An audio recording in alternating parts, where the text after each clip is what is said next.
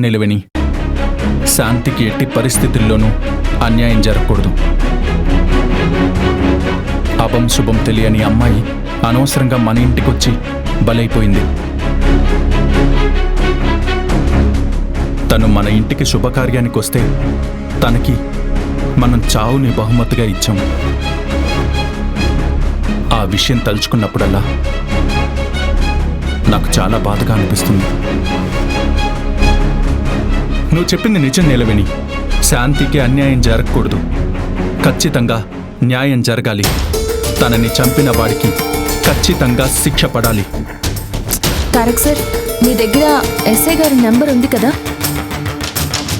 ఒక్కసారి ఎస్ఐ గారికి ఫోన్ చేసి శాంతి విషయంలో ఏవైనా అప్డేట్స్ ఉన్నాయేమో కనుక్కోండి.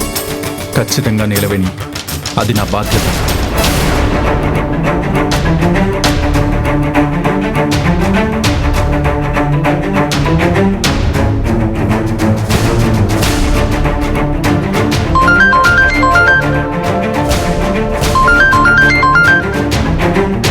హలో ఎస్ఐ గారు, నమస్తే.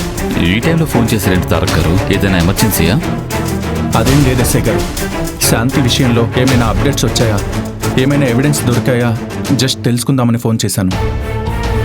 చెప్పాలంటే పెద్దగా పురోగతి లేదు. సరైన ఆధారాలు లేకుండా హంతకుడిని పట్టుకోవడం అంటే చాలా కష్టం తారక్ గారు. I can understand.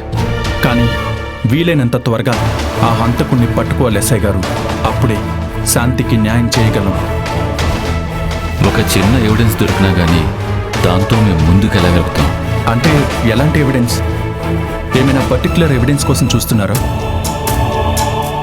అవును తారక్ గారు, కల్పిట్ DNA టెస్ట్కి కావాల్సిన శాంపిల్స్ ఏవైనా దొరుకుతాయేమో అని చూస్తున్నాం. అవి దొరికితే కేసు చాలా త్వరగా ముందుకెళ్ళే అవకాశం ఉంటుంది. కానీ DNA శాంపిల్స్ ఎలా దొరుకుతాయి? అది ఒక హోప్ మాత్రమే. ఖచ్చితంగా దొరుకుతాయో లేదో కూడా మనకు తెలియదు.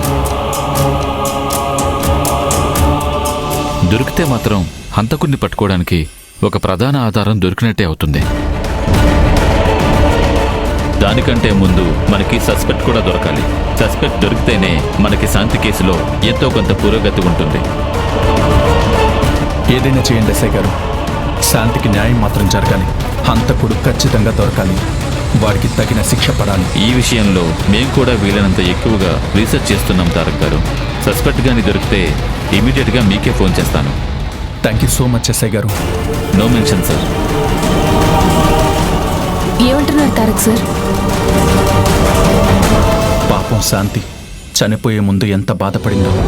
తన కన్నిటికీ సరైన సమాధానం చెప్పాలి.